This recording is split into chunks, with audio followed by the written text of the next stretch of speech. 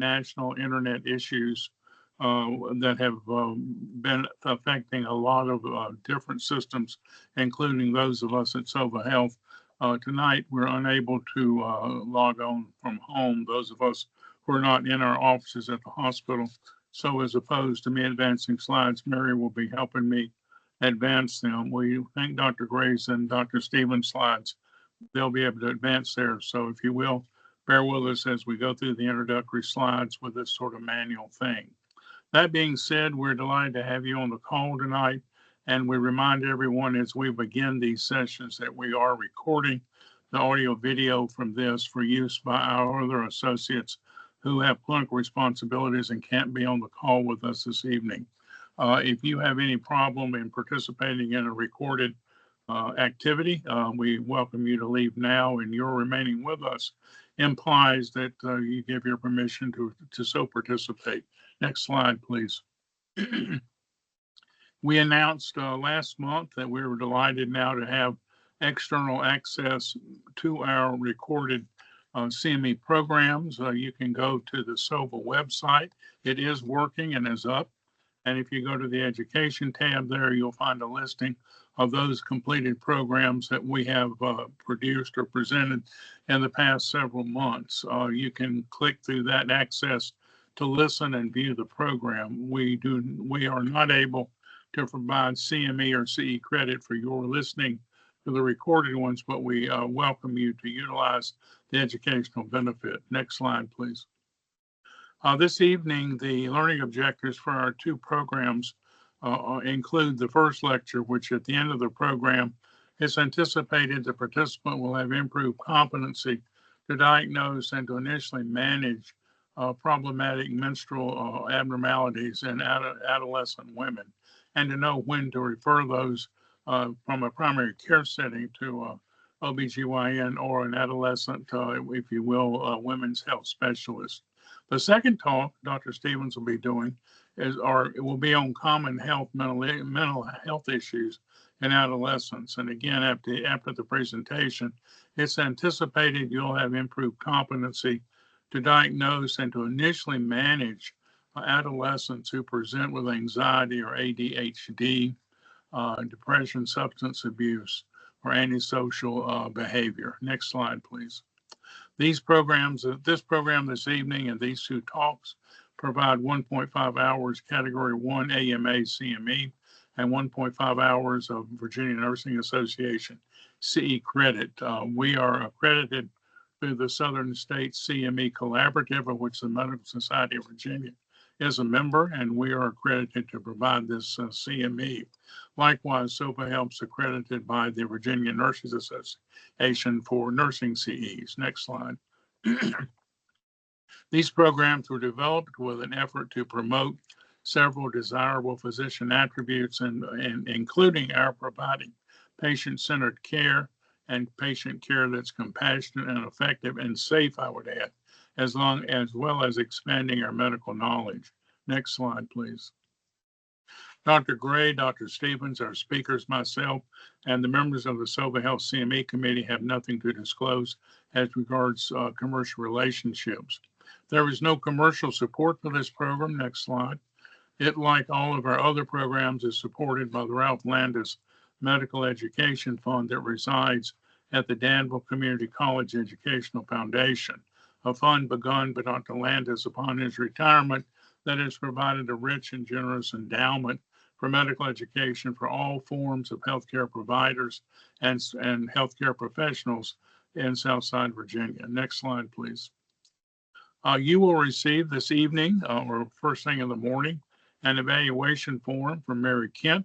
We ask you to fill that out. It does ask you to re-enter your name, and your email address.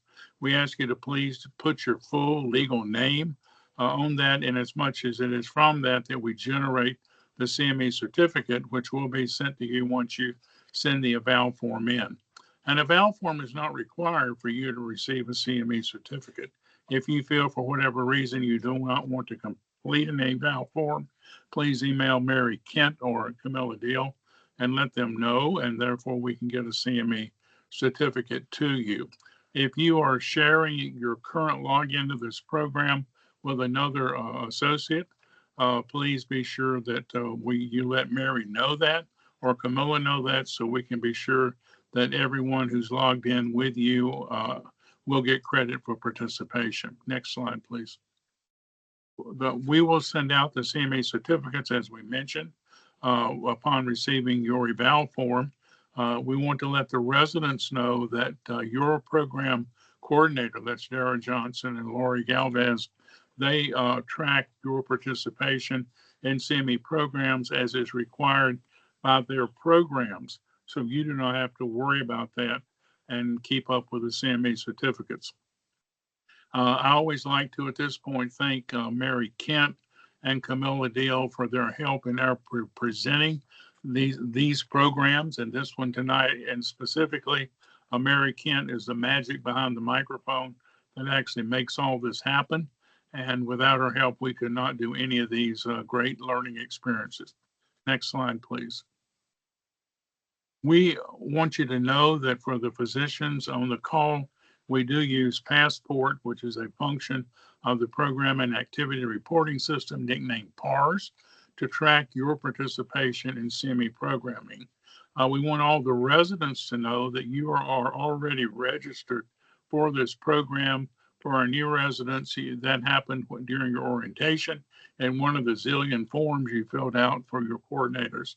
Otherwise, physicians must give permission to us and include some personal information such as name, birth date, and month, as well as the states in which you're licensed so that we can submit to PARS once the program's over your participation.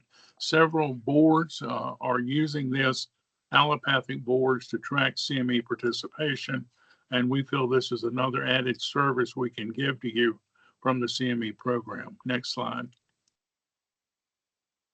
Questions are encouraged. Both of our speakers are happy to be professionally interrupted. That means being nice and asking questions when an issue arises. Mary will be monitoring the chat if you prefer to send in a question in that manner. If you do ask a question verbally, we ask you to mute your mic once you finish asking it so we don't get feedback and everyone can hear the answer.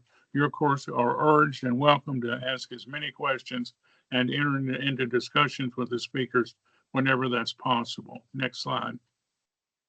Let me share with you very briefly a couple of upcoming programs. Next slide. Our next program will be next month on August 15th, the middle of the month, where we will be doing a program on interpersonal violence between healthcare professionals, how you recognize and manage that. And I think someone needs to mute their phone. We're getting feedback. Mary, if you can meet everybody. This program is going to be presented by Dr. Hill, who is the Chief Medical Officer for the Johns Hopkins System in Baltimore, along with Dr. Michelle Patch, who is a nationally recognized expert in this problem. She is a nurse educator. Both have extensive experience in this unfortunate problem that still occurs in all hospitals and clinics. And so it's something that we all need to be aware of. Next slide. In September, we will begin the fall series. It's like the TV saying our new season begins in September. It'll begin on September 4th with Dr. Argwal, who is the Vice President for Clinical Outcomes for LifePoint Systems in Brentwood, Tennessee. He and Dr. Gunn, our own Chief Medical Officer, will review a number of strategies that can optimize inpatient care as far as quality of care and safety of care. Dr. Argwal has done this to many other hospitals throughout the nation, helping them provide safe and compassionate and excellent care. Next slide. The second program in September will be an annual vaccination update, that is for adults.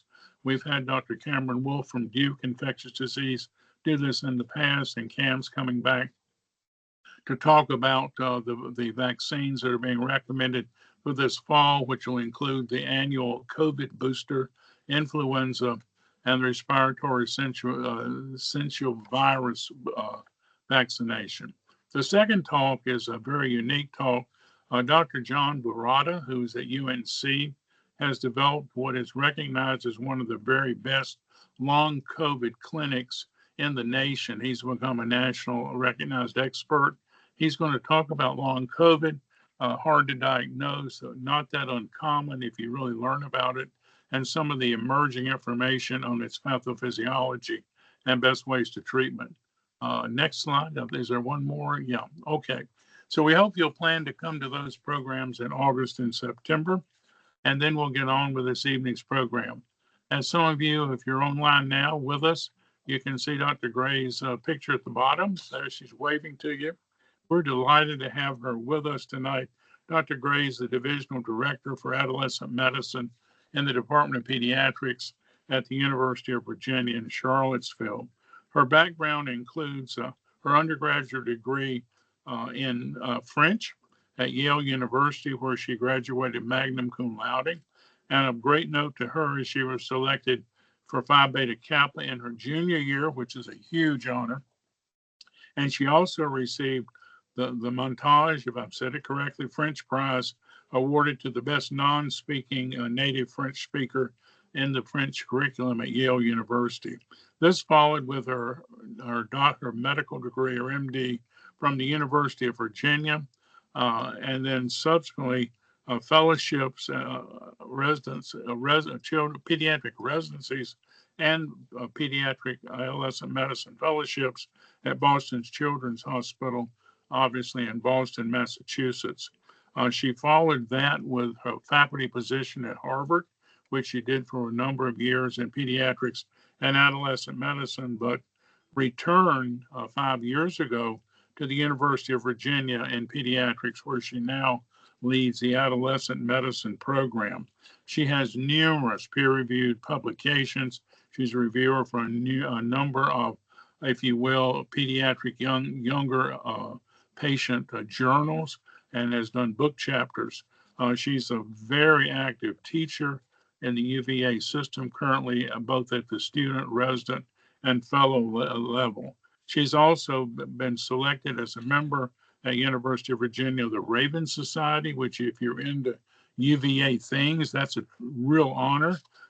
People chosen have superior academic performance and or have had superior extracurricular activities. And she also, one final thing, she's been instrumental in us putting together this series of adolescent medicine lectures, both tonight and last 2 weeks ago, for which we are very grateful. Dr. Gray, thank you for being with us. If you want to go ahead and bring up your slides, so we're delighted to hear your presentation. Thanks a bunch. Thank you so much for that kind introduction. What you didn't say, which I didn't tell you probably, is that, so I grew up in Charlottesville, and I have now come full circle where I have my own pediatrician's job. So that is maybe my best qualification for speaking. So I just want to say thank you for inviting me. And I want to say a special thank you for all the residents and the trainees for spending your precious time listening to hear about this topic. This is a topic I care a lot about. And one of the things I always like to make sure that I do is just toot the horn of adolescent medicine a little bit. Sometimes people don't realize that that is a board certified specialty. You can do adolescent medicine training from pediatrics. It's a 3-year fellowship. You can also do it from family medicine or internal medicine. And anybody who gets religion and wants to hear more about adolescent medicine, please contact me. I'm on the board of the Society for Adolescent Medicine, and we're always recruiting. All right, let's see. So no conflicts of interest. One of the things that I always do like to say, though, is that I will discuss off-label use of contraceptives for use as menstrual management. That is considered off-label by the FDA, but it is standard of care for some conditions. And I may mention brand names occasionally in some circumstances just to clarify different hormonal products, but that does not imply endorsement of a particular brand. I'm always going to use the generic, but sometimes people recognize the brand name more so than the generic. All right. I also just want to let you guys know about a cool program that we have at UVA. And again, for the trainees, if you guys want to come rotate with us or do an elective. So probably my favorite part of my job is actually in the hematology clinic at UVA, where we started a program called ABCD, which is for adolescents with bleeding and clotting disorders. So I just wanted to acknowledge my partners in crime, Dr. Colleen Dresgall, Margie Sennett, who's our nurse practitioner, and the rest of the Hemophilia Treatment Center here at UVA, because it enables us to do some really great work for some really unique patients. All right, so goals tonight: to distinguish normal from abnormal menses. This is harder than you would think sometimes. To describe the typical presentation of an adolescent with abnormal uterine bleeding. We'll talk specifically what AUB, abnormal uterine bleeding, means. And we'll talk about initial management and reasons that you might want to consult with someone or transfer them somewhere.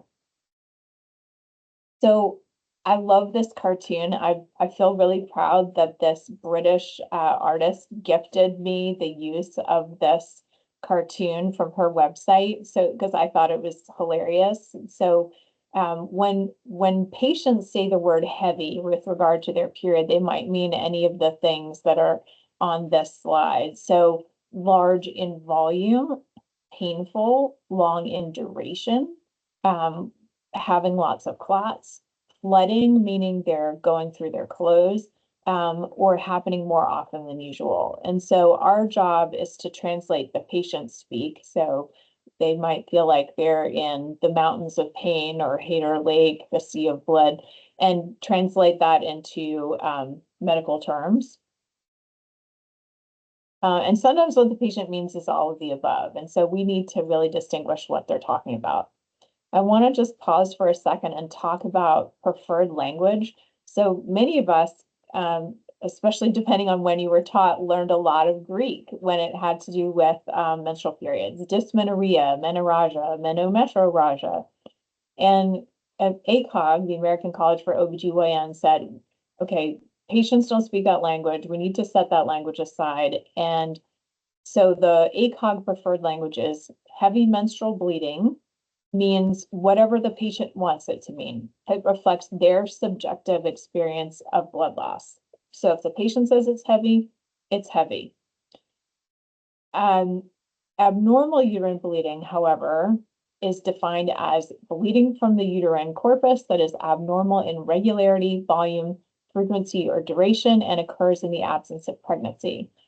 And acute abnormal uterine bleeding, and again, usually abbreviated AUB, is of sufficient quantity to require immediate intervention to prevent further blood loss. And then chronic has been present for more than 6 months.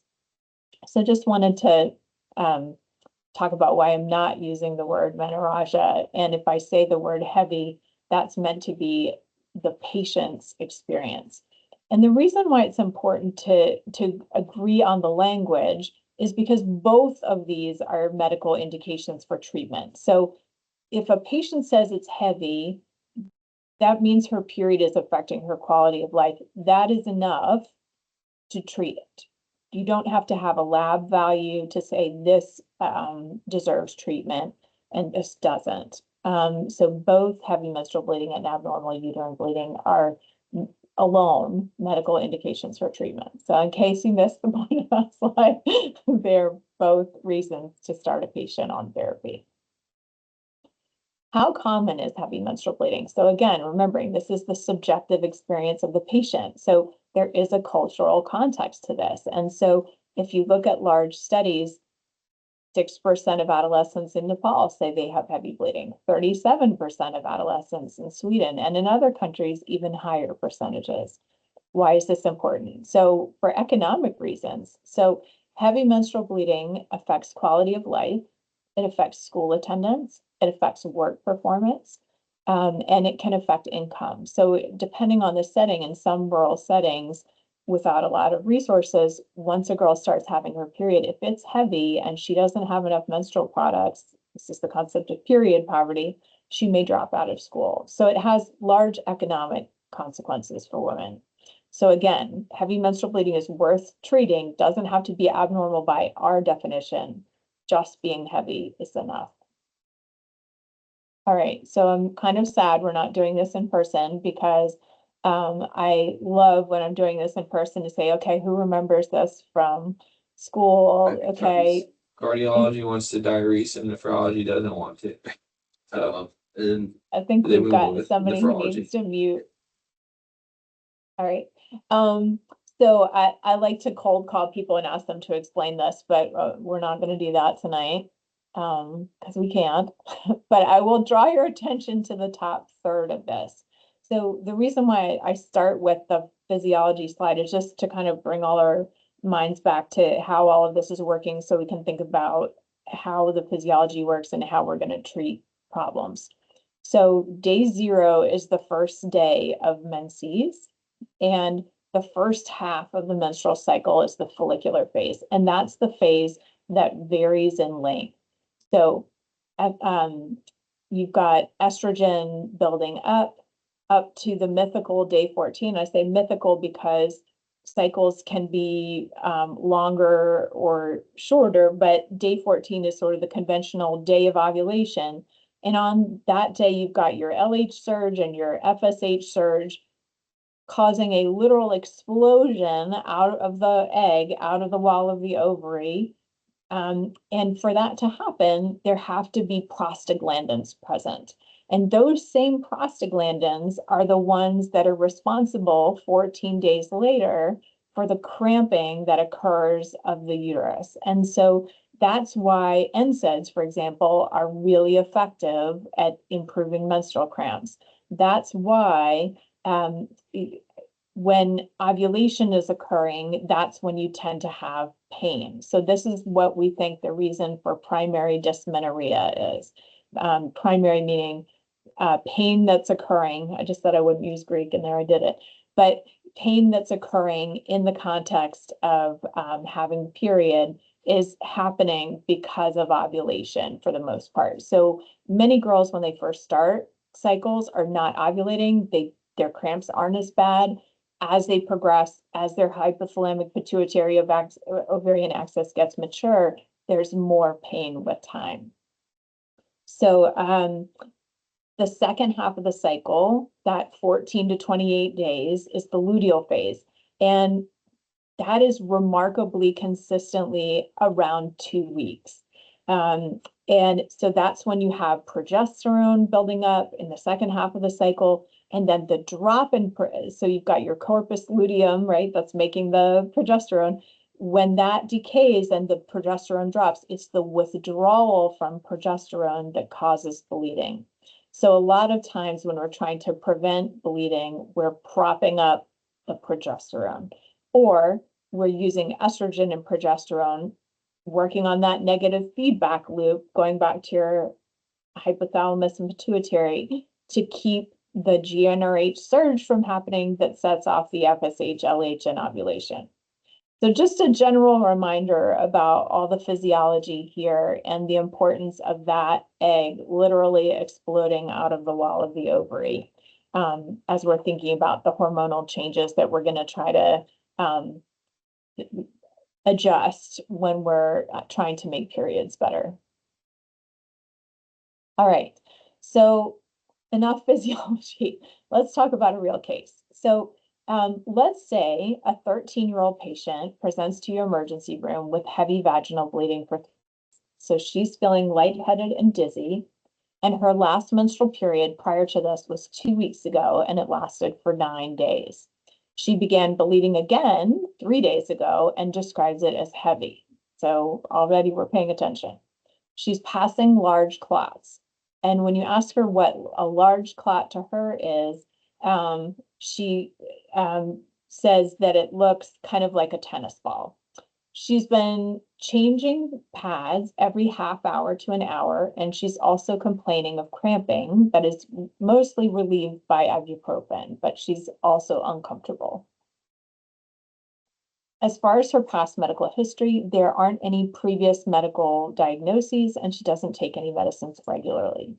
When you ask about her family history, it's sometimes useful to ask about, it's often the mother accompanying the daughter on these visits, and it's useful often to ask the mother what her own periods were like. So this mother's menarche was at age 13. She had irregular but not frequent or heavy periods for the first 2 to 3 years. And there's no known history of bleeding disorders in the family, but all the women in her family have had an early hysterectomy. So in our ABCD clinic at UVA, we hear that a lot. And we'll come back to that.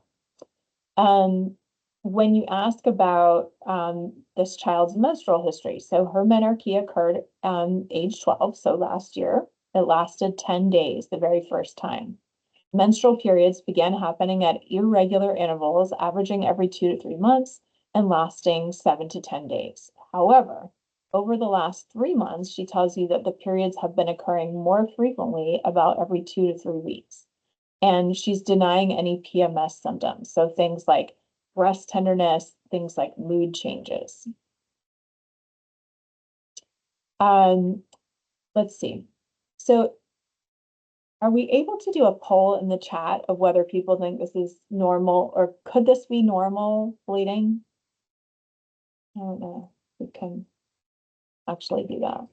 Folks can respond to the chat and Mary will let you know. Okay. I'm watching Dr. Gray. Okay, let me know which is winning. Okay. We have one brave soul who's posted so far. Okay. They said abnormal. Abnormal. Okay. Okay. I think abnormal wins, right? Because I used a lot of buzzwords on you, but what can sometimes be tricky is that a lot of us were taught, and I'll talk about why we were taught this. A lot of us were taught that you kind of get a free pass for the first 2 years after menarche in terms of having irregular cycles.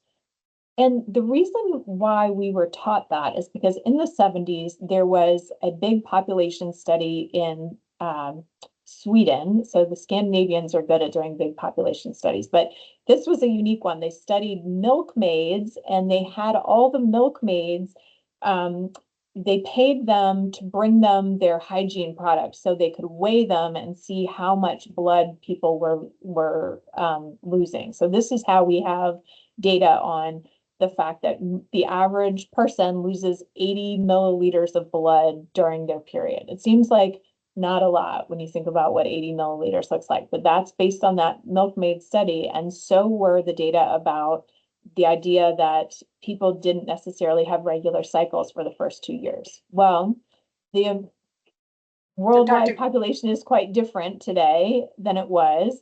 And the current recommendations are that we not ignore irregularity. That's probably not as common, but we don't have great data on exactly how regular people's periods are.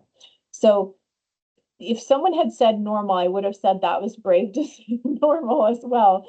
But you could understand why, given what a lot of us were taught about gynecologic immaturity, sometimes it can be hard to tell. But I do think this is abnormal. Several responses and they all said abnormal. Okay, well, everyone's, that is the right answer. All right, but I just wanted to talk a little bit about why you could say why irregularity is sometimes why some of us were taught to expect it. I think there's someone outside my door cleaning offices, so if someone bursts in, you'll know what happened. All right. So as far as history that you want to make sure that you ask about. So you want to ask about age of menarche, just so you know how long someone has been cycling, what the pattern is. You want to kick the parent out of the room and ask about sexual activity. And I don't recommend saying the words, "Are you sexually active?" to the patient. I recommend asking, "When was the last time you had sex? Have you ever experienced sexual contact when it wasn't your choice?" If you say the word sexually active to adolescents, they don't know what we mean. So the question is, when was the last time you had sex? And you want to keep the parent out of the room just because depending on the age, they're much more likely to give you factual information without a parent sometimes. While they're out of the room, you're going to ask about sexually transmitted infections, and also about abuse. But before you kick the parent out, you're going to let them know if someone's hurting or abusing their child, that you're not going to keep that confidential.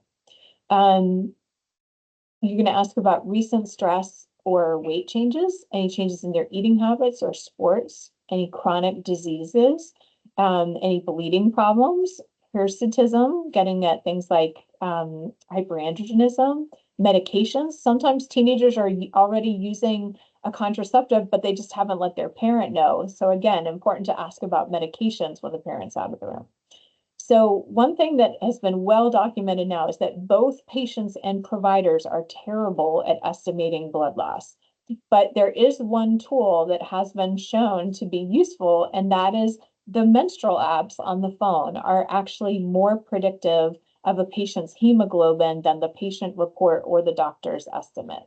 So it is really useful to have a menstrual app if the patient can show you. And sometimes it amazes me. You'll find a 12-year-old or a 13-year-old who, is driven everywhere by their parents, but you say, what's your menstrual history? And they break out the phone and they can tell you everything for the last year.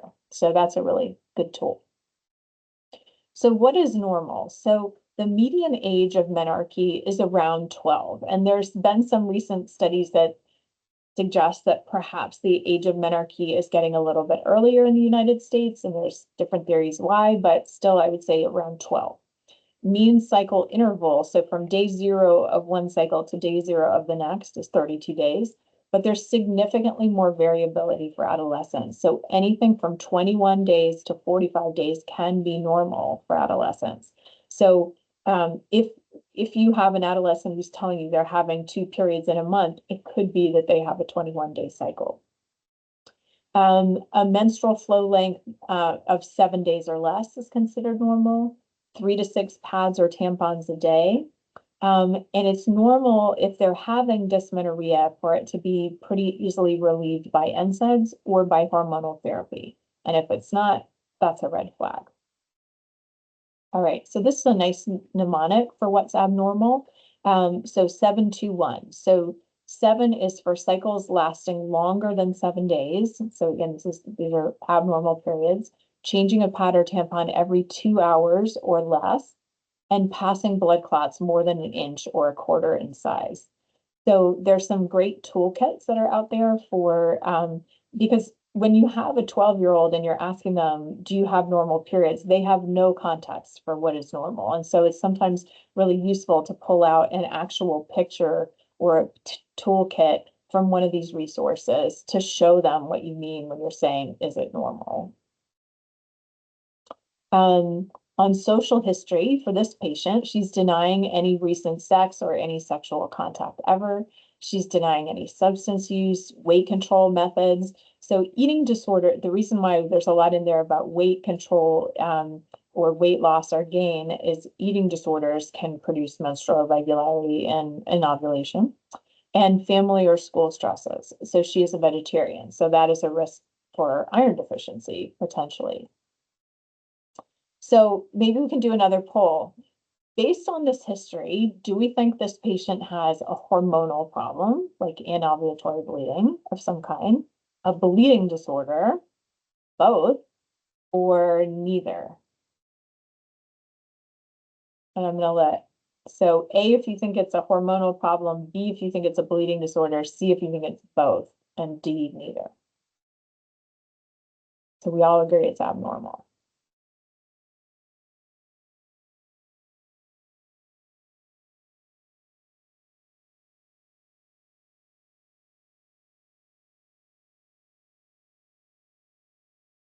And I can't see the chat, so Mary, I'm relying on you. Okay, they're coming in. Okay. Just gonna give them another second here. Yeah. Right now, we have 6 that are C Mhm. and, or 7 and 3, 4. Wait, sorry, hold on.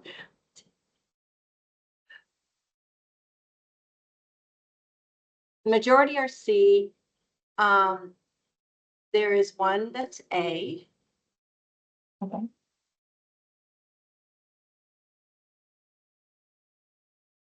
Yeah. So they've kind of stopped coming Okay. in now. Okay. Yeah. So, yeah, no, 1B. you guys are brave putting it out there. So, statistically speaking, A is most likely, but there's some clues in there that make you think about bleeding disorder. So I'm just going to talk about those clues. So a lot of healthcare is pattern recognition, right? And so patterns of presentation of abnormal uterine bleeding are important. So if a patient is having cyclic bleeding, so every 30 days, but it lasts for 10 days, then that's a clue to think about a bleeding disorder. Because if it's non-cyclic, that's more likely an anovulatory pattern. So if it's cyclic, think bleeding disorder. If it's non-cyclic, think hormones. If it's cyclic, but you have bleeding in the middle, one thing that's really important, again, just thinking about common things are common, is ruling out infection. So cervicitis, specifically gonorrhea and chlamydia, can present with intermenstrual bleeding. And then I can't, not say this, which is that pregnancy can present with any bleeding pattern, even cyclic. And so the first thing you have to think about is ruling out pregnancy in any scenario. The most common bleeding disorders, so von Willebrand's by far. In our clinic at UVA, we also see girls with factor deficiencies and platelet disorders, including ITP. And interestingly, hypermobility disorders are increasingly recognized, like Ehlers-Danlos, like hypermobile Ehlers-Danlos and other kinds are also recognized as contributing to heavy menstrual bleeding and abnormal uterine bleeding. So questions that you want to ask that help you recognize a bleeding disorder, because again, statistically, they're less common. On average, does your period last 7 or more days? Do you experience flooding or overflow bleeding through your tampon or pad? So I was in bleeding disorder clinic earlier this week, and we have girls who, wear a tampon and a pad and period underwear to bed, and that's a bleeding disorder. Do you need to change your tampon or pad more than every 1 to 2 hours? Have you ever been treated for iron deficiency anemia? Have you had excessive bleeding with a bleeding challenge, like a dental extraction or a dental surgery? Do you have a family history of a bleeding disorder? Or has an immediate family member had excessive bleeding with childbirth, with a miscarriage, with a dental procedure, or any kind of surgery? So sometimes the story you'll get is, well, when my brother had his tonsils out, he had to go back 3 times because of bleeding problems. The most common hormonal issues. So I thought this was like the most beautiful visual ever for immature HPO access because it gets the concept of this is something that gets better with time. So with the immature hypothalamic pituitary ovarian access, you have the negative feedback loop of the gonadal hormones going back to the hypothalamus and pituitary. And sometimes with time that just develops, and until it develops, people have anovulatory bleeding. So that is actually the most common hormonal issue, but it's a diagnosis of exclusion because you also have to think about PCOS, thyroid disease, insulin resistance, pregnancy, and then more rarely things like premature ovarian insufficiency and structural anomalies. Structural anomalies, things like prolactinoma. So going back to the case for this patient, she had a normal BMI, she had normal vital signs with a resting heart rate of 80 and no orthostasis. So young girls can really fool you in terms of looking well until they're on the floor. And so what I mean by that is you really have to train yourself to look carefully at the resting heart rate because girls can lose they're young, they have very healthy hearts, and so they can compensate very well until they can't compensate at all. So vital signs are vital. Make sure you look at the heart rate. She doesn't have an enlarged thyroid. She does have a soft systolic ejection murmur, her bust at the left sternal border. Her breasts are sexual maturity rating 4.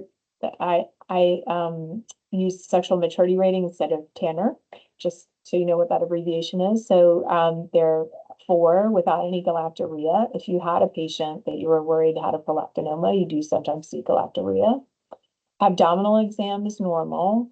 Pubic hair is also SMR4, and the external genitalia are normal. She doesn't have clitoromegaly. If you have a patient that you're worried about hyperandrogenism, it is important to look. And if you have a patient that you're worried could be really sick, then I would look and actually document for yourself, like whether there is blood coming from the vaginal canal, because sometimes it's hard for patients to tell what the tempo of the bleeding is. And it's a lot of girls at that age prefer a female examiner. So she looks maybe slightly pale to you, but she doesn't have hirsutism, acanthosis, acne. She doesn't seem to have petechiae or ecchymoses, and her capillary refill seems normal. So evaluation that would be recommended for all patients coming in with heavy menstrual bleeding. Our motto is when in doubt, check it out. So always sending a pregnancy test. All teenagers are pregnant until proven otherwise. Always send a blood count. So an H&H, and you want that platelet count as well to make sure that's normal. And then ideally a ferritin, because sometimes patients are more iron deficient than we realize. If there's any possibility the patient can be sexually active, you want to send a gonorrhea and chlamydia test, and you can send that as an amplification test from urine or from the cervix. Coags and a von Willebrand's panel if they're having profuse hemorrhage at menarche, if there's a family history of a coagulopathy or just unexplained very heavy bleeding. If a patient is having significant pain, that is a red flag to get a pelvic ultrasound right after you get that pregnancy test, because anovulatory bleeding is usually less painful. If there's a lot of blood, then sometimes just the flow of blood itself is painful. But significant pain, you have to worry in the back of your head about, could this be a structural abnormality that needs some kind of surgical solution? Consider doing thyroid tests, consider doing androgen levels if they have hirsutism or acne. And then if they've had irregular cycles all along, consider an FSH, an LH, and a prolactin. In this case, this patient's pregnancy test was negative. Her white blood cell count was normal. Her hemoglobin was 9, so low. Her MCV was 71, so low. Her platelets were normal in number, at least. Her TSH is pending, her von Willebrand's panel is pending, and her coags were normal. So at this point, one of the things that I always like to make sure I say out loud is when you're deciding whether, so this patient has stable vital signs, her hemoglobin is low, but she's not having super fast bleeding. Really important to make sure for her recovery that she gets iron repletion. So make sure you're having someone leave with an iron supplement. And then to slow down or stop bleeding, because at this point she's feeling tired of bleeding all the time. One medicine that we use a lot that I think is nice to have in your back pocket is norethindrone acetate. So norethindrone acetate is a higher dose progestin-only pill. So there's very few medical contraindications to using it. So if you're ever in doubt about whether it's safe for someone to take estrogen, give them a progestin-only pill. So norethindrone acetate has been shown to stop bleeding faster than a monophasic OCP. So when I say monophasic, that means the kinds I would pick would be a 30 microgram ethanol estradiol pill with the same color pills in the pill pack. Nothing that has tri in the middle. And there's not really great evidence that one monophasic OCP works better than another. So if you know there's one that's always in stock at your local CVS, then that's a fine one to start with. So usually in our ER, we would start with either norethindrone acetate BID, and I am going to mention a brand name here because there is only one brand name for norethindrone acetate, and that's Igestin, AYGESTIN, or a monophasic OCP twice a day until the flow stops or slows, and then daily. And so you do this, she returns for a follow-up visit and says that the bleeding stopped after 3 days on BID pills. She's not having side effects. And she continues with 1 pill a day dosing.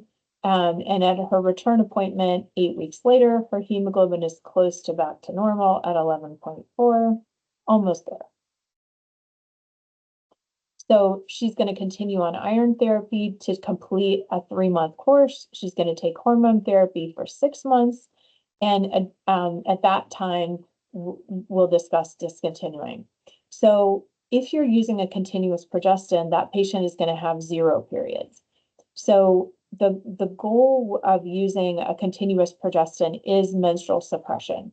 The reason why I think a lot of families prefer it is because when they get to the point that they've come to the ER with their child or to urgent care, or they've come to your office 3 times, especially with a younger teenager, they're really tired of having their period.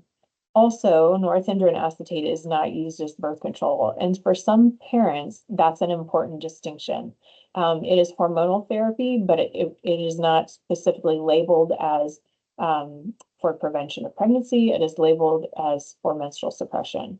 If you're using an OCP, you could choose to use it continuously for suppression, but it's not quite as effective as norethindrone acetate at suppressing periods. And in this case, her TSH returned as normal, but her von Willebrand's panel returns borderline abnormal. So this is someone who needs retesting at a time when she's not under stress. And the most likely diagnosis, as you also wisely figured out, is both a hormonal issue. So both an immature hypothalamic pituitary ovarian axis, so anovulatory bleeding, plus probably von Willebrand's. And in this case, this patient did have von Willebrand's. Let's say this patient had presented a little bit differently. So one of my patients, the very first time she had her period, she came into the emergency room with bleeding that had lasted 3 weeks and her hemoglobin was 7 and she had passed out. So this is when you call emergency services. One of my friends is in this picture, that's why I picked it. And you might want to consider transferring them because there's a higher likelihood of a bleeding disorder. So this is a case of acute abnormal uterine bleeding. So remember, at AUB, acute AUB is when there's a need to intervene immediately to stop further blood flow. So options in that scenario include IV estrogen, although there is a greater risk of stroke associated with IV estrogen than the other things listed. A monophasic OCP every 8 hours for 7 days. And notice I said every 8 instead of TID, because you want to try to spread that therapy out as much as you can, rather than having it all happen during the day and then they start to drop off their levels at night. Oral medroxyprogesterone acetate, so 20 milligrams, that's another high dose progestin that we use for 7 days. Or tranexamic acid is something that I think a lot of us as pediatricians, that's not our go-to if we're thinking about periods, but the hematologists use a lot. So that's a medicine, an antifibrinolytic that was developed for reducing blood loss after labor.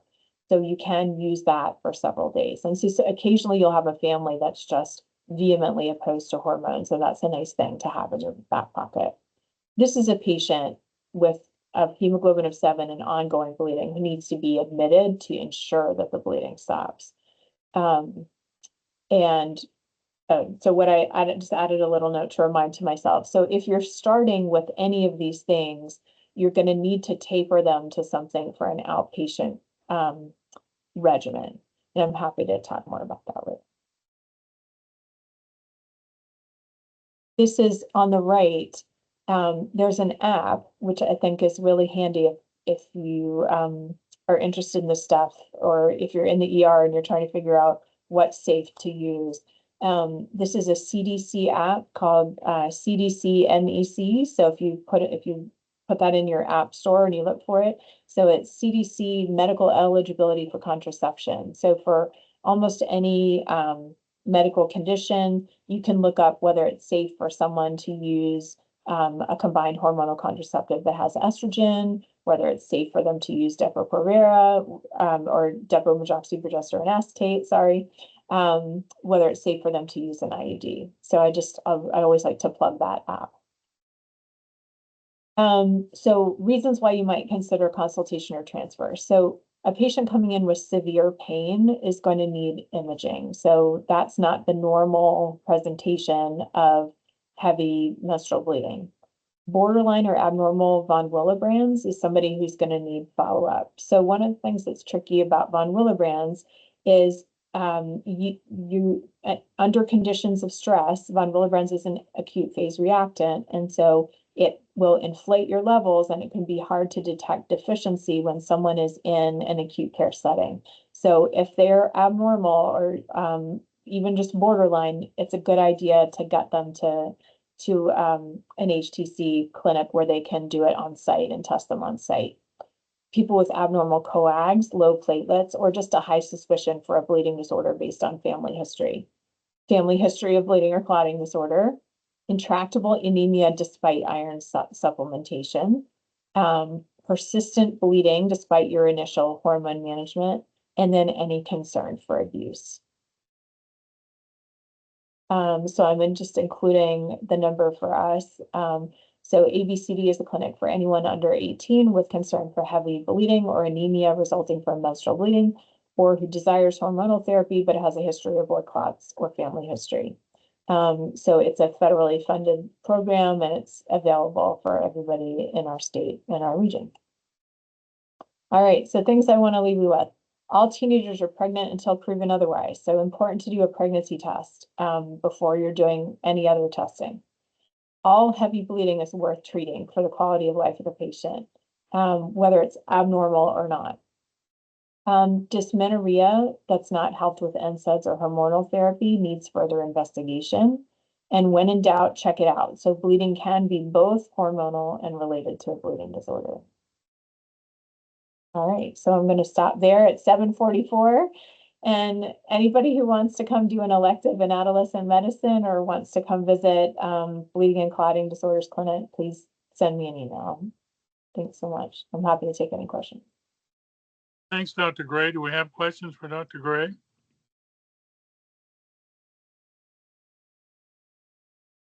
Not seeing anything in the chat. Okay, well, Dr. Gray, we appreciate it so much. Maybe you can hang around. There may be some that come up later after Dr. Stevens talks. And I'm delighted to introduce our second speaker, who is Dr. Haley Stevens.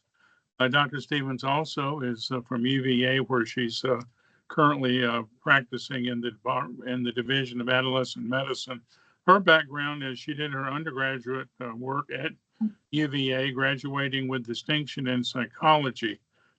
This followed a predoctoral interdisciplinary research program at Florida State University, which culminated in her PhD in clinical psychology there also. She then did her postdoctoral fellowship in pediatric psychology at the Oregon Health and Science University. For those who are not familiar with some of the PhD career tracks, a postdoc is a common, if you will, add-on experience that really speaks well of her training. She's currently board certified in clinical child and adolescent psychology by the American Board of Professional Psychology. She's also a certified autism diagnostician, and she's certified in affirmative mental health. She has done extensive teaching of residents and fellows, and she currently is a co-investigator for the Pediatric Resident Empathy and Well-Being Study ongoing at UVA. She has published numerous peer-reviewed articles as first author, book chapters, and one of the, I thought, most notable things, she wrote the Bipolar Disorder Care Guideline for the state of Virginia, the Commonwealth of Virginia's Mental Health Access Program, a guide for promoting child and adolescent behavior and mental health in primary care. Dr. Stevens, it's a delight to have you. If you will bring up your slides, we're all anxious to hear your presentation. Thanks a bunch. Dr. Moore, I think that she's getting back on right now. Okay. She was on the meeting and then she disappeared. So probably one of those technology things. Okay. Any questions for Dr. Gray while we're waiting for her to reconnect with us? I have a question, Dr. Gray. Are you still on, Dr. Gray? Yes, ma'am. Yes, ma'am. She is. Is she? Yes, ma'am. I know her picture's frozen.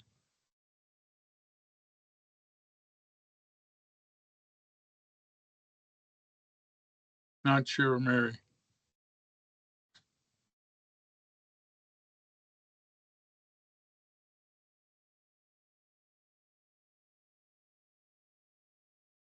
For everyone else, just please stand by a few moments. It looks like we're having some technical issues here.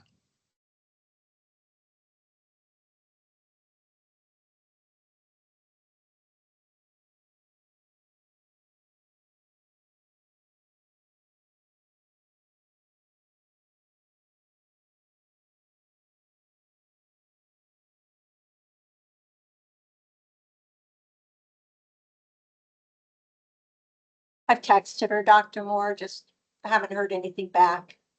Okay, if everyone can just hang with us a few minutes here, let's see what happens.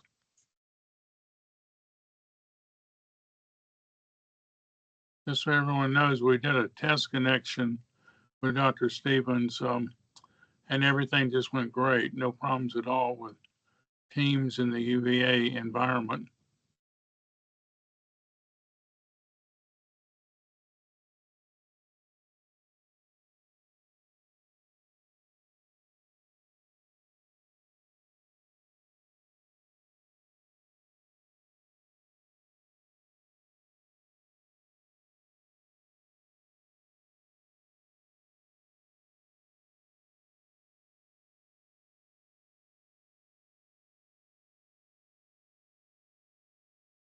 So she's trying to sign in right now, Dr. Moore. Okay. She said she got kicked out of the meeting, like lost the connection, so she is attempting to sign on right now.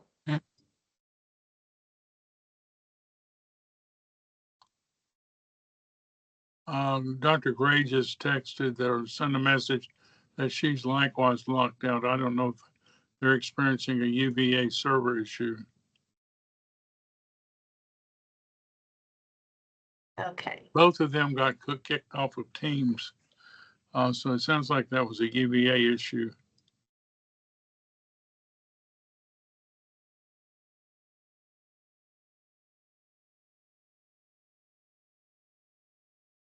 I don't have another way to phone to call them, Mary.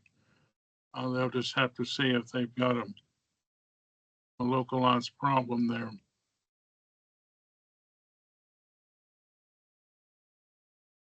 It appears to have happened simultaneously because Dr. Gray was there. There she is. There's Dr. Stevens.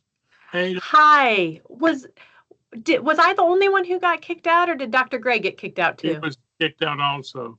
Okay. Yeah. So an email went out to UVA right at 7 o'clock that said we're having a big software issue and that we should expect some disruptions. So I wonder if Susan and I got kicked off at the same time. Yeah. I'm really sorry about that. It's okay. She froze and you disappeared, but it's all good now. So whenever you are ready, go ahead and bring your slides up. Thank you so much. Thank you. And thank you for your patience with this. This is certainly not ideal. We'll have to send you the recording of your introduction. It was really good. And okay, well, thank you for that nice introduction. Your mother would be proud. So oh, I'm sorry I missed it. I'm told him you're the greatest thing since Snickers for adolescent mental health. So oh gosh. Well, that's high praise. Thanks so much. All right. Hopefully y'all can see my slides. Yes, ma'am. Thank you. Okay, yes. So Thank you for the introduction that I missed. Dr. Moore probably said that I'm Haley Stevens. I am a clinical psychologist, and I do spend the majority of my clinical time embedded as an integrated psychologist within UVA's Adolescent Medicine Clinic, the same clinic that Dr. Gray is the clinical director of. She's also the director of adolescent medicine. The main objective listed in the description of this talk is that after the presentation, you should have an improved competency in diagnosing and initial management of depression, anxiety, ADHD, and substance use. And I know that's a lot to cover, but I also want to emphasize the rising rates of mental health concerns and for you to walk away feeling like you understand a little bit more about what behavioral health providers like myself do during treatment sessions with your patients when you refer them to us. I like to start my talks with this slide because I think it nicely illustrates how the incidence of depression and anxiety increase with age, and starkly so during puberty, while behavior disorders like ADHD and oppositional defiant disorder decrease in adolescence, and they continue to decline into young adulthood. These prevalence data are actually from 2019, and we know that rates of mental health concerns have risen sharply in the past 5 years. So stay tuned for the next couple slides with more updated information. I'll start by talking about depression. So these are the estimates of depression among adolescents, and these data were collected in 2021 as part of the Substance Abuse and Mental Health Service Administration's National Survey on Drug Use and Health. The 1-year prevalence of depression is really alarming right now among adolescents. Overall, it's about 20.1%. We know that girls are at almost 3 times greater risk of depression than boys, and the incidence of depression increases sharply with age. And while no one's particularly protected from depression, in this survey, it does seem that Black and Asian respondents reported lower rates, while those teens who identified as more than one race or ethnicity were at particularly high risk of depression. Some findings that we know have stood the test of time are that the risk of depression increases by a factor of 2 to 4 after puberty. This is especially true in females. And about 5 to 10% of children and adolescents have subsyndromal symptoms of major depressive disorder, so they wouldn't be captured in this graph right here, but they do have significant symptoms of depression. Studies in adults suggest that each generation since 1940 is at greater risk of developing depressive disorders, and there's earlier age of onset with each successive generation. These data are from the CDC's Youth Risk Behavior Survey, and that was published in 2022, but the data were collected for the year of 2021. So this survey was really big news when it was released. It really solidified our understanding that we're in the middle of a mental health crisis for our youth. This graph shows that suicidal ideation and suicide attempts have become more common over time. This is especially true for adolescent girls. This graph is specifically showing the increase in teens who seriously considered attempting suicide in 2021. These are the percentages of teens who actually did make a suicide attempt. You see that about 10% of teens attempted in the year 2021, and the increase over the course of a decade was more significant for girls than it was for boys. You can also see that the risk of suicide attempt is especially elevated among members of the LGBTQ community and teens who have sex with members of the same sex. This survey did not ask about transgender status, which is why the T in the traditional LGBTQ is missing here. Okay, so when we're diagnosing depression, what are we looking for? I imagine most of you know the 9 symptoms of depression, but in case you didn't, I listed them here. When I'm doing a quick clinical assessment, I remember these symptoms using the SIGECAP acronym that I put in the box on the lower right. Importantly, of course, these symptoms need to cause distress or impairment. They're not attributable to the physiological effects of a substance or another medical condition. The symptoms are not better explained by persistent schizoaffective disorder or schizophrenia. And there's never been a manic episode or hypomanic episode because that would indicate a bipolar disorder. Depression in adolescence can look really different than it does in childhood and in adulthood. So in adolescence, patients are likely to report irritability in addition to sadness, so anger, irritability. You're likely to see the onset of school challenges, and then behavioral, school refusal or frequent absences, other behavior changes like more reckless or hostile behavior, withdrawing from friends, wanting to spend more time in the bedroom by themselves, taking naps after school when they normally wouldn't, giving away some of their valued possessions, or self-harm. My favorite depression screener that can be easily included in a medical setting is the PHQ-A, which was adapted from the PHQ-9. It's more relevant for adolescents. It's valid for ages 11 to 17. I like that it's quick, it identifies severity, and it evaluates for suicidal ideation. I also really like the short mood and feelings questionnaire, which is valid for younger kids, so those younger adolescents, and it asks questions a little bit differently than the PHQ. I also like that it has a youth self-report and a parent report version. This is especially good for our younger teens. It uses one cutoff score to determine clinical significance, and it has good sensitivity and specificity. The sensitivity and specificity stats for the parent version is not reported in the literature, but if your patient doesn't complete the child version of the SMFQ, repeated administration of the parent version is really nice for tracking symptoms over time. These are the most evidence-based psychotherapies for depression. So cognitive behavioral therapy, CBT, has been the subject of most of the research on efficacy of therapy, and many of the other approaches listed here stem from the principles of CBT. So I'm going to talk about CBT in a little bit more detail in a few slides, but I want to just briefly talk about the others. So ACT is an action-oriented approach to therapy in which patients learn to stop avoiding and struggling with their inner emotions and instead accept that deeper feelings are appropriate responses to certain situations, but that those feelings should not prevent them from moving forward in their lives. It's really a great approach to use for teens who are managing very legitimate, significant stressors, things like chronic illness or losing a family member. IPT relies on the premise that low mood results from interpersonal relationship challenges, and it focuses on improving social skills and interpersonal effectiveness. So really good for those patients who are having a variety of social challenges with lots of different people. DBT focuses on balancing acceptance and change. It's a nice structured way to improve skills in the domains of mindfulness, distress tolerance, emotion regulation, and interpersonal effectiveness. It's a really nice approach to use for our teens who have a more kind of erratic presentation of emotions and behavior. Some people might characterize this as kind of a pre-borderline personality disorder presentation.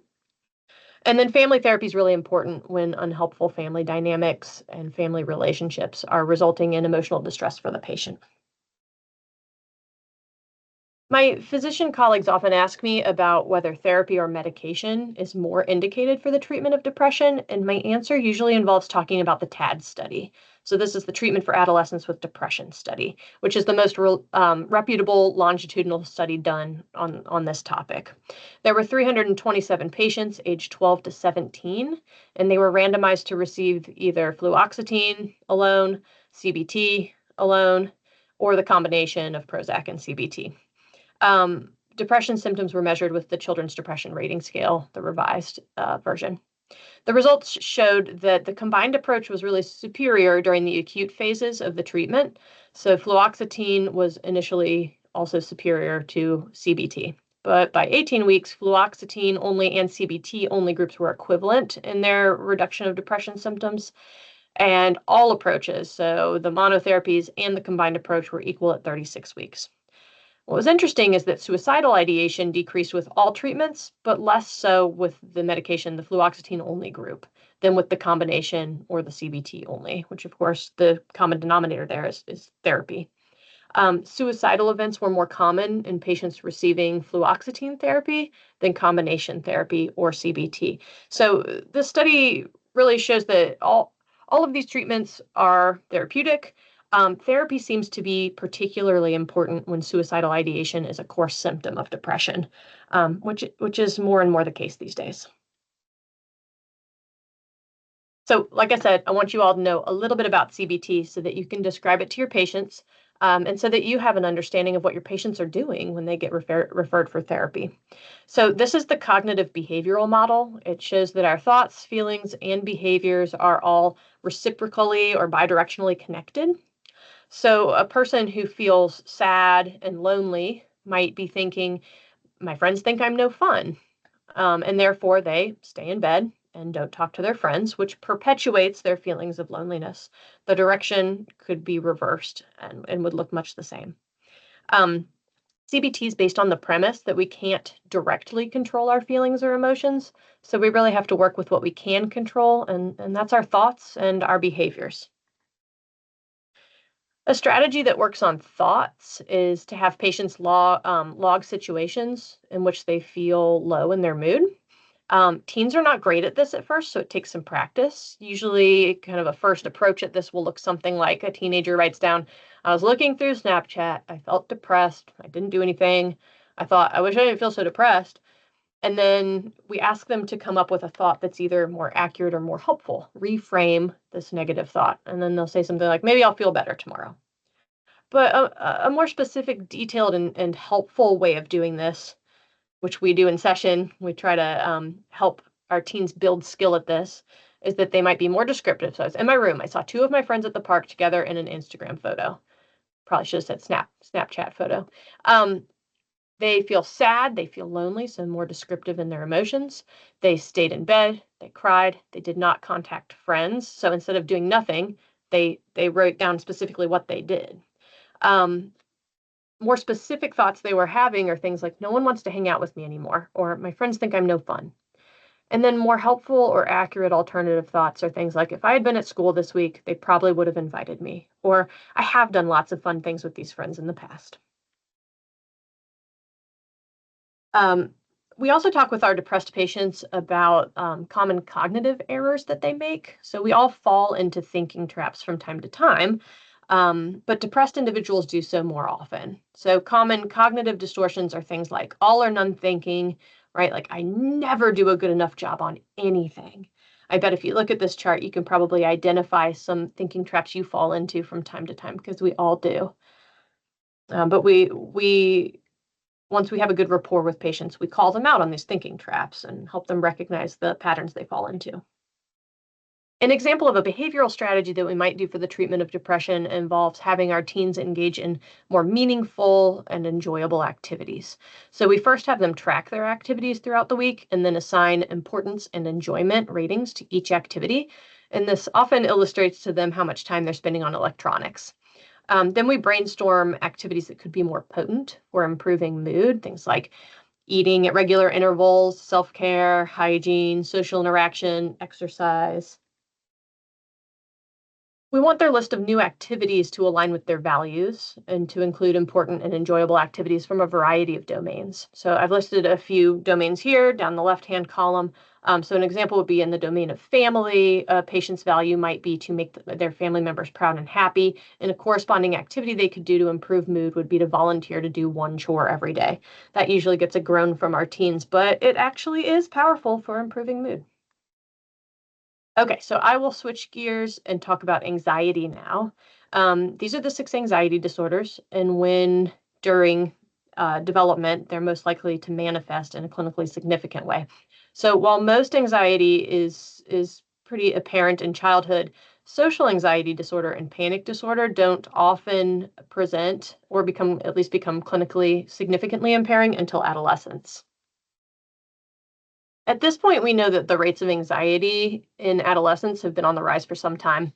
On the left, the Parodi and her colleagues conducted a brief screening on high schoolers' anxiety every 3 years, and we see that rates of positive screening have increased over time from 34 in 2012 to 37% in 2015 and 44% in 2018. And on the right, you see data from the CDC's National Health Interview Survey for teens. And these data are from 2022, so more recent. Rates of anxiety are still alarmingly high from that survey, especially for girls and especially for LGBTQ youth. But rates for adolescents is lower than that 44% found on the left in the Parodi study.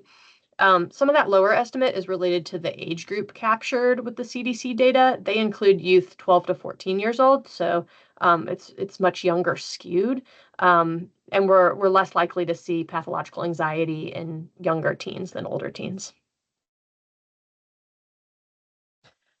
The most prevalent anxiety disorders start with specific phobia, then social phobia, generalized anxiety disorder, panic disorder, and agoraphobia. Selective mutism and separation anxiety are just not very common starting in later elementary school and certainly not into adulthood, so they're not captured on this graph. I summarized the criteria here for the different anxiety disorders. I'll just briefly go through each of them. Generalized anxiety disorders characterized by at least 6 months of persistent worry and presence of complaints like restlessness, muscle tension, stomach discomfort, sleep difficulties. Social anxiety disorders characterized by at least 6 months of anxiety in social situations, and it has to impair the person's ability to engage in social interaction or attend social events that they might want to attend. Panic disorder involves having at least 2 panic attacks over the period of a month and fear about having another panic attack, and that fear impairs a person's ability to function. We know that panic disorder can often lead to agoraphobia, which is fear of leaving the home, often due to the fear of having another panic attack in public. Selective mutism is most common in early childhood. It's characterized by a child's failure to speak in expected situations. So like at school, if a teacher asks them a question, even pulls them to the side to ask a question, they're unable to speak. Agoraphobia without panic is characterized by a marked fear of being in 2 or more public places. Specific phobia is when a patient has a specific fear. Common ones are like heights, the dark, needles, injections, insects, certain animals, especially if they've had a bad experience with that animal. Separation anxiety, again, much more common in younger children. It's when a child has recurrent distress or inability to separate from their core attachment figures, usually their primary parent or guardian. OCD, it's not technically categorized as an anxiety disorder in the DSM-5. It's housed in the obsessive compulsive and related disorders, but historically it was conceptualized as anxiety, so I included it here. The prevalence of OCD is about 1%, with age of onset most likely in early adolescence. Some males do have an earlier age of onset, with about 25% of boys manifesting OCD before the age of 10 years old. All right, clinically, adolescents with anxiety may present with talking about their worry thoughts a lot, seeking reassurance from parents and peers, having panic symptoms or panic attacks, somatic complaints, stomach aches, headaches, muscle tension, frequently texting or calling their parents, again, seeking reassurance and asking about parent safety. Perfectionism, like needing to be a straight A student, needing to do everything perfectly, sleep challenges, rituals or non-functional routines, so saying things over and over again in your head, needing to do things a certain way, turning light switches on and off, and refusal to engage in social activities. My favorite anxiety screeners are the GAD-7, the Generalized Anxiety Disorder 7-item scale. It's for kids age 11 and up. It's brief, it's self-report. It focuses primarily on worry, nervousness, restlessness, and trouble relaxing. So those GAD, those generalized anxiety disorder symptoms. And I like that it categorizes severity levels. I also like the SCARED, which is good for younger adolescents and some of our older kids, our preteens. It is a longer screener, but it does have parent and child versions, which I really like. It's also kind of breaks out the different anxiety disorders. So it gives you subscale scores for symptoms of panic, GAD, separation anxiety, social anxiety, and school avoidance, which can be really helpful. So similarly to how I discussed medication versus therapy for depression, I want to do the same for anxiety. So the CAMS study, this is the Child and Adolescent Anxiety Multimodal Study, is the most reputable longitudinal study to compare these treatment approaches. 488 children and adolescents aged 7 to 17 years. So we have some kids grouped in here with a variety of different anxiety disorders, separation, social, generalized. Were randomized to a 12-week treatment of sertraline, only cognitive behavioral therapy, only their combination, the combined approach, or clinical management with a pill placebo. And the results showed that those youth who received the combined treatment had significantly higher rates of remission compared to all other treatment groups. Both of the monotherapies had higher remission rates compared to the placebo, but the individual treatment remission rates were not different from each other. So sertraline only and CBT only didn't differ from one another. More than 80% of the acute responders maintained positive responses at both the 24 and 36-week follow-ups. And the combined group maintained an advantage over both monotherapies, which again didn't differ at those long-term follow-ups. So this study is really saying that there's power in a combined treatment approach for anxiety, and we should remember that. Okay, again, back to the cognitive behavioral model. CBT is the indicated treatment for all forms of anxiety. The strategies used as part of CBT differ by patient age and anxiety presentation, but targeting avoidance behavior is the most potent treatment strategy for anxiety. So I'm going to talk about it in a little more detail. We know that avoidance is the common denominator for all anxiety disorders, right? So someone with a specific phobia avoids the specific thing they're scared of, and someone with panic disorder avoids situations in which they might have another panic attack. They also avoid inducing physiological arousal states in their bodies because they're scared of those physical symptoms. So avoidance of the feared stimulus, it's what maintains and exacerbates anxiety over time. So the treatment is exposure to the feared stimulus.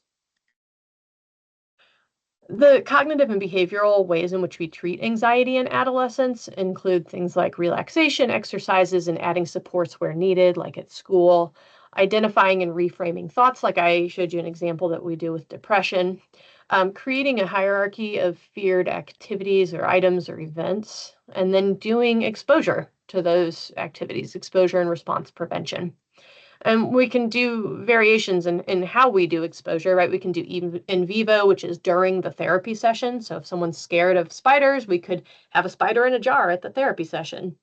We can do really vivid imaginal exposure exercises. We can do interoceptive exposure exercises where we actually induce symptoms in a person on purpose. So for someone with panic disorder, we might do straw breathing to create the sense of shortness of breath. We might have someone spin in a chair to induce dizziness. We might have someone climb stairs to get their heart rate up and have them acclimate to these experiences in their body that they're scared of. And then virtual reality can be really helpful for recreating situations that are unique. And it's been especially helpful for reproducing combat scenes for military veterans. And then, of course, we can do exposure with varying grades of intensity, from moving really slowly through a hierarchy of challenges, like with graded exposure, or starting with the most intense fear, like flooding. So exposure is the treatment for anxiety. This graph shows what happens to the anxiety response over time. I actually draw this graph out with my patients a lot. So this graph shows what happens within a single exposure and what happens with exposures to the feared stimulus, discrete exposures over time. So let's pretend this is public speaking. A person might expect that they'll get so nervous that they'll have a panic attack or a heart attack while they're up there on stage public speaking. So that's that red line. That's what people expect will happen or what their body expects will happen, but that almost never happens. Instead, the first time they give a presentation, they might have the experience of the green line, so peaking quickly and slowly improving over time, not necessarily to a level that's comfortable, but there is improvement over time. And then if they give a talk again the next week, their anxiety might follow the purple line, and the next time they give a talk, they might follow the orange line, and so on and so forth. But importantly, if a person routinely avoids their feared stimulus, they miss out on the opportunity to learn that anxiety gets better over time. And that's the most powerful way to treat anxiety, to know that it gets better over time. Okay, ADHD. Here's some epidemiology, right? So population surveys suggest that ADHD occurs in most cultures in about 5% of children, but about 6.2% of American children are being treated for ADHD. We know that ADHD is more frequent in males than in females, with a ratio of about 2-to-1 in children and 3-to-1 in adolescents. There was a 42% increase in ADHD diagnoses between 2010 and 2018, which is really pretty significant. Females are more likely than males to present with those primarily inattentive features and not so much the hyperactivity, impulsivity features. We know that many parents first observe excessive motor activity when the child is a toddler, but symptoms are often just really hard to distinguish from normative development, right? There's such a huge variety of what is normal before the age of 4. The average age of diagnosis is 7. So that 7 is when inattention often becomes more prominent and more impairing, especially at school. And then in most individuals with ADHD, the symptoms of the motor hyperactivity symptoms become less obvious in adolescence and through into adulthood, but the difficulties with restlessness and inattention and poor planning and impulsivity tend to persist into adulthood. In terms of ADHD diagnosis, I bet you all know these symptoms like the back of your hand, but we need to see a persistent pattern of inattentive and hyperactive impulsive symptoms that interfere with functioning or development, right? We need 6 from each column, or at least in at least one of the columns. At age 17, that becomes only 5 symptoms in one column required to make a diagnosis of ADHD. So 17 is an age to remember. When an adolescent presents to you with concern for ADHD, it really needs to be clear that several symptoms of ADHD were present before the age of 12, and symptoms need to have been present in 2 or more settings, so home and school, or school and the community. And importantly, the symptoms need to not be better explained by another mental disorder. My favorite ADHD screening form is the Vanderbilt. It has parent and teacher versions. When I'm assessing an adolescent, I give them a parent version to complete, and I just scratch it out and I say self. Teens are pretty good about doing that. I like that there are questions about ODD, about conduct, anxiety, and mood. It helps with differential diagnosis, or at least understanding the scope and how complicated the behavioral health picture is for that teen. In adolescence, differential diagnosis of ADHD can be really challenging. The symptoms, again, they need to have been present before the age of 12, and they can't be better explained by another mental health disorder. And other mental health disorders are often present by the time a teen is presenting to you in clinic. So if a teen presents with the onset of symptoms that seem to have began in adolescence or just become noticeable in adolescence, or if there are other mental health concerns, it's really important to seek help of a psychologist or a behavioral health provider for support in making this diagnosis. In adolescence, it's also really important that we assess for comorbid substance use, because substance use can basically look like ADHD symptoms, or at least it can complicate the medication management of ADHD. And we also know that teens with ADHD are more likely to abuse substances due to their impulsivity or just a way to cope or a way to help self-regulate. This is my first slide that references the VMAP guidebook down at the bottom. I will talk about VMAP in more detail at the end of this talk. So similar to before, I want to compare the medication management to behavioral therapy for ADHD. So this is the MTA study, the multimodal treatment study of ADHD. It was this like massive multi-site longitudinal study with child participants. So these aren't teens, these are kids. But this is our best study for this topic. Frontline medication, usually methylphenidate, was used to treat ADHD, and a really intensive behavioral therapy treatment was used for the children. And so this behavioral therapy was a summer camp, a 2-week summer camp, during which time very intensive behavior feedback was given throughout the day, all day, every day for 2 straight weeks. So this is like as intense as a behavioral intervention can possibly get. It's the cream of the crop. And of course, the monotherapies were compared to the combined approach. They were also compared to community care, which was kind of whatever the child or family could get in the community. The results are depicted in the graphs on the left. I know they're hard to see. The top 2 graphs are inattention ratings. The bottom 2 graphs are the hyperactivity and impulsivity ratings. Parent reports are the 2 graphs on the left, and teacher reports are the 2 graphs on the right. Lower scores are better. The therapies that performed the best are the combined medication and behavioral therapy and medication and isolation. They didn't differ from one another. But again, the common denominator there is medication. Both of those therapies included medication. Behavioral therapy by itself was no different than community care and led to less significant symptom reduction. So this was bad news for those touting behavioral therapy as a frontline treatment for ADHD in childhood, and especially bad news for Bill Pelham, who developed that very intensive behavioral intervention and series of summer camps. The study just gave us clear evidence that medication is the best intervention for improving inattentive symptoms, decreasing hyperactivity, and decreasing impulsivity. All right, but it doesn't mean there's not a place for behavioral therapy, right? So if an adolescent wants therapy for ADHD, we're likely going to do some combination of CBT and family therapy. And CBT for ADHD usually involves practical skill building around organization, skill building around monitoring one's own behavior.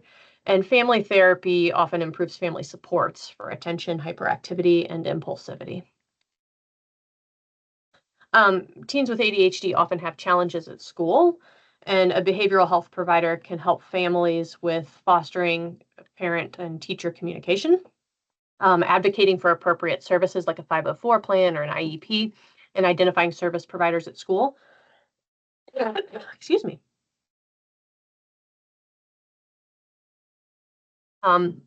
They can often help the teen structure homework time and help them with planning and organizing related to school assignments and materials.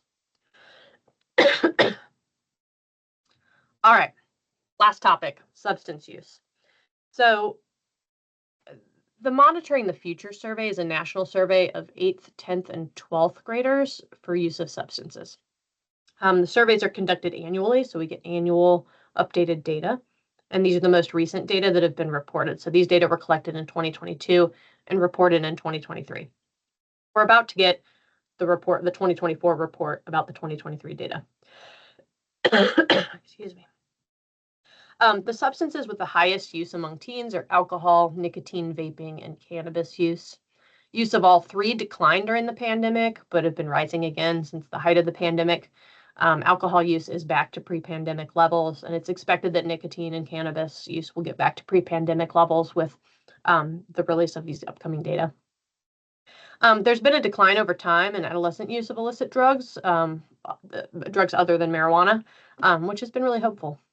So I'm going to focus on alcohol, nicotine, vaping, and marijuana when I discuss substance use because that's really what we're seeing clinically for teens.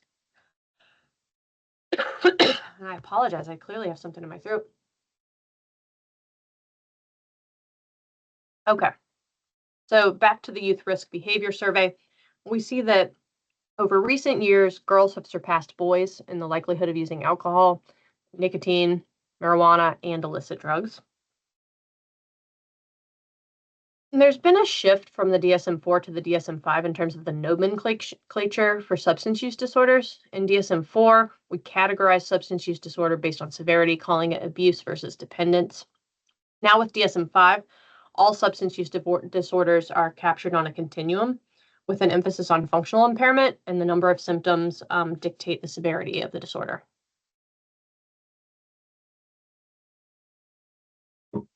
We also no longer have polysubstance illnesses. We just list each substance use disorder individually. The CRAFT is the most well-studied adolescent substance use screener available. It's valid for ages 12 to 21, and it's used in many universal screening initiatives in pediatric clinics. The current version, which is the CRAFT 2.1, includes vaping as a method of administration for marijuana, in addition to vaping for nicotine. In clinical interview for substances, I ask about what substances are used, the method of use. Of course, with any intravenous administration, we want to warn about risk of STIs. I ask about quantity use and the financial costs, how frequently they're used, age of first use, with earlier use predicting greater risk of addiction, the total duration of use, the longest period of sobriety, any prior treatments used to address withdrawal, complications that they've experienced during withdrawal. I also like to ask about the perceived benefits first, to get the teen talking, like what's good about using substances? What do you like about it? And then I ask about the perceived consequences of their use or whether others have made comments about it. Risk factors for substance use disorders include genetic vulnerability or family history of substance use, prenatal exposure to substances, environmental influences like the media, peer group, childhood trauma, exposure to parents using substances, um, poor parent supervision of the teen. I ask about our comorbid psychopathology is a risk factor, of course, for substance use, especially behavior disorders and ADHD. Also learning disorders, mood and anxiety disorders, trauma and neglect. Many substances, of course, are used to escape emotional pain. And then developmental processes are risks for substance use disorders. We know that adolescence is a time of vulnerability because teens just think they're invincible and they're driven to achieve autonomy and independence, and they're highly influenced by their peers. So peer pressure is a real thing. Substance use disorders often co-occur with other mental health conditions. And so this is from the 2022 National Survey on Drug Use and Health. It shows that about 1 in 5 adolescents had a major depressive episode in the past year. And of those depressed teenagers, about 1 in 5 had a co-occurring substance use disorder.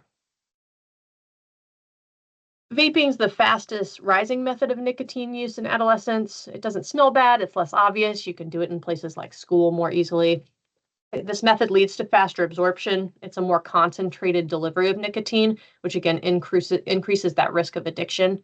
And the long-term effects of vaping are not known at this time, but we're anticipating that they're going to be more severe than cigarette smoking.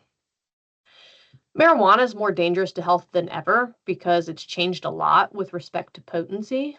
The THC is responsible for most of the intoxication effect of marijuana, and it's much more concentrated now. So the THC content of marijuana used to be 3.8% in the 1990s, and it's increased to around 12.2% as of 2014, and even more so now. And the problem is that THC can also produce anxiety and agitation, paranoia, and psychosis. It's responsible for the addiction liability. THC and CBD are lipophilic. They can accumulate in the body. And we know that edible marijuana, the absorption is low, but it's very irritable to the GI symptoms. So teens might present to you with GI complaints if they're using a lot of marijuana, edible marijuana. And absorption is much higher for inhalants, with dabbing being the most efficient administration and carrying the highest risk for addiction. Of course, there are adverse outcomes for youth that are linked to marijuana use, things like poor school performance, decline in IQ that might not recover even when use is stopped, an increased risk for later psychotic disorders in adulthood, and linked to earlier onset of psychosis in youth who are already at risk for schizophrenia. And that's shown in this graph here, or these graphs here. Marijuana use increases the risk of psychosis with those who are using it frequently, and those starting at younger ages have higher rates of schizophrenia and schizophrenia-like psychosis. The important principles for treatment of a substance use disorder include the idea that identifying substance use early and addressing it as soon as possible is imperative. We know that teens who don't have a diagnosed substance use disorder or addiction can still benefit from substance abuse intervention. Your routine annual medical visits are a really great opportunity to ask adolescents about substance use. And behavioral therapies, which I'll talk about in a second, are effective in addressing teen substance abuse. So we should use our behavioral health providers. And to truly be effective in treating substance use, comorbid mental health conditions have to be treated simultaneously. So all of these interventions have been shown to have good efficacy. Most involve helping the patient improve their motivation to change using the stages of change model, right? Pre-contemplation, contemplation. It's important to involve families in treatment when it's appropriate, when the family is appropriate support, because family-based treatments have really strong evidence of effectiveness. And most of the community services boards in Virginia have substance abuse counselors and groups that use these evidence-based therapies, including things like motivational interviewing for motivational enhancement therapy and cognitive behavioral therapies. This is my final slide. But I really want to impress upon you what a great resource VMAP can be to your team. So this is the Virginia Mental Health Access Program. It's a statewide mental health program specifically for youth age 21 years or younger. And the program is really for healthcare providers like yourselves. So the VMAP call line, it's a phone number you can call. It gives you access to child psychiatrists, social workers, and care coordinators. So when you call in, you will get a care coordinator from your region on the phone. They'll identify mental health resources for you in your area or get you in touch with specialists who can help answer your consultation questions. Pennsylvania County is located in the western region. That's the orange part of that map below. Neighboring Halifax County is actually in the central region, so you might get someone from either region on the phone. VMAP also offers courses for your learning.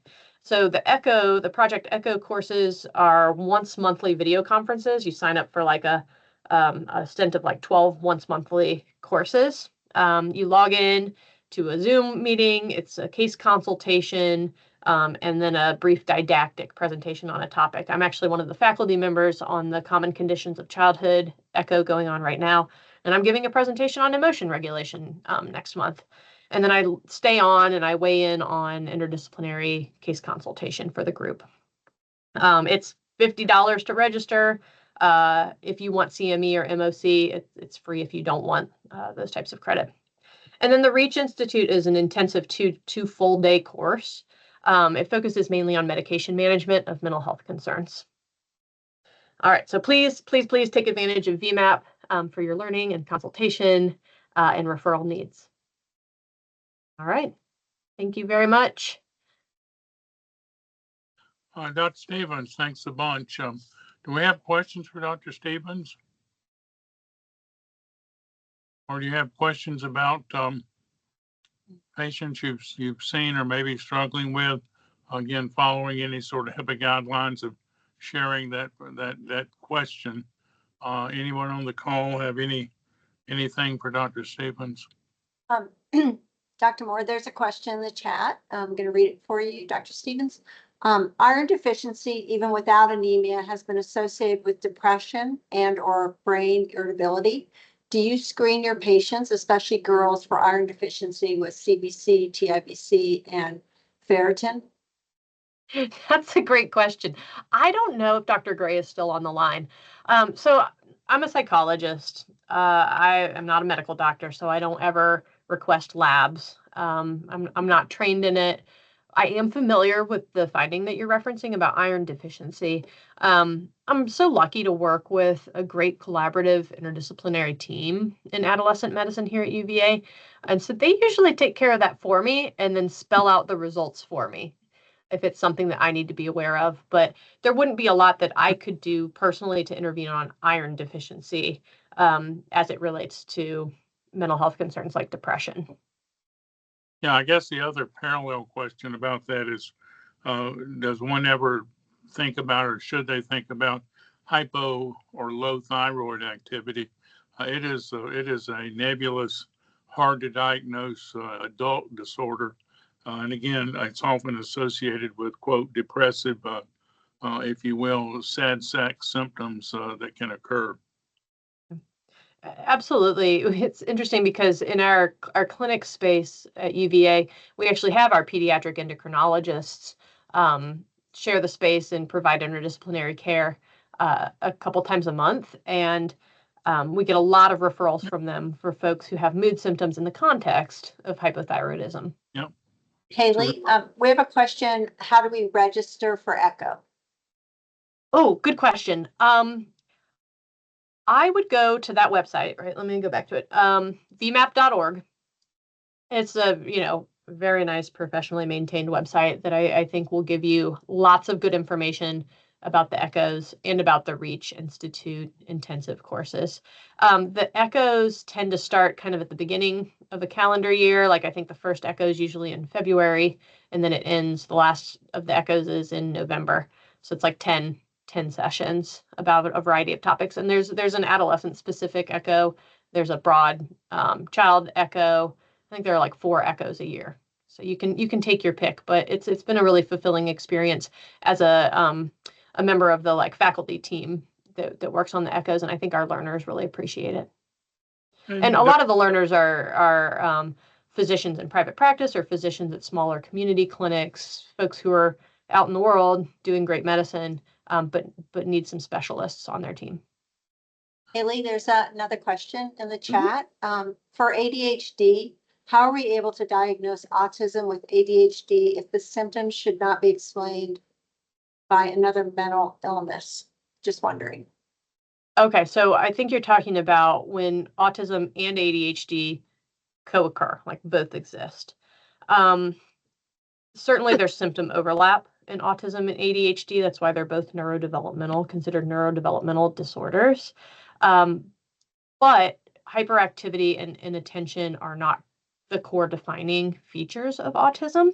And so when we see a really significant presentation of inattention, hyperactivity, and impulsivity that is far in excess of what we would expect in the context of autism, then it's a pretty clear-cut co-occurring diagnosis instead of better explained by autism.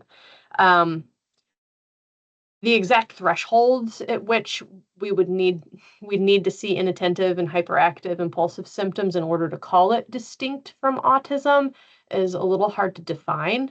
And I'm trying to think of measures that I use to really make that distinction. I don't have any right now. Let me put some thought into that and think about the kind of the algorithms I would use to distinguish ADHD as distinct. Yeah, I'm happy to get back to you with a more concrete answer, but certainly they can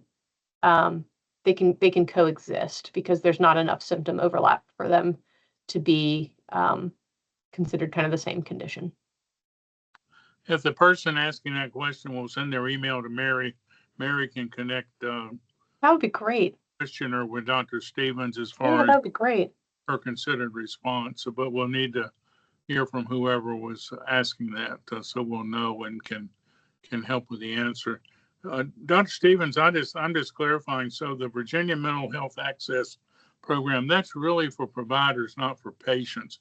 Yes, it's for providers. This would be the provider or the person who's the patient seeing to get help and consultation and direction.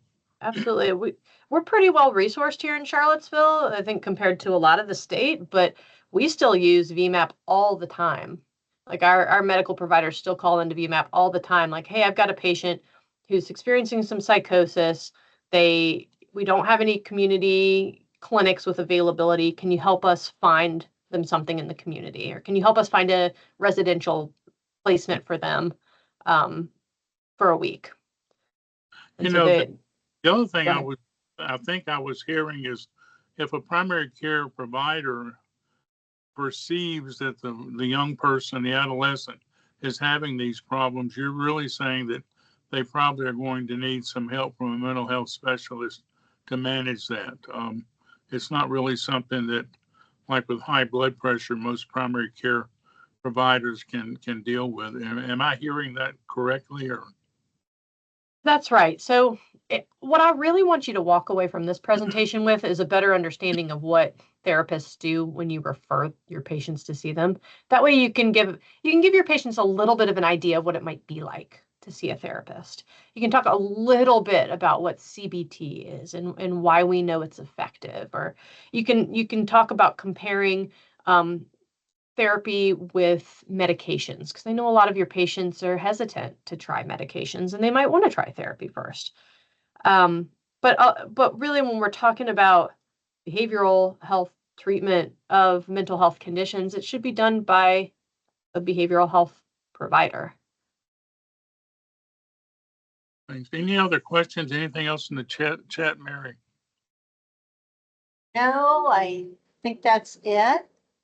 Dr. Lewis put the email for how you log in to VMAP. Okay. Great. All right. Well, Dr. Stevens, thank you for doing this. I think we lost Dr. Gray due to the wind blowing in a different direction, Seville, and They've presumably crashed teams or whatever there for some folks, but we're Yep. very grateful for all. So, Mary, thank you for your help, and Camilla, for all of those on the call. I hope you'll be with us August 15th, the middle of the month, when we'll hear about interpersonal violence and disruptive behavior in healthcare professionals. So that being said, as I always remind our residents, please be careful out there. We're delighted to have had you this evening. Have a great evening. Bye-bye. Thank you.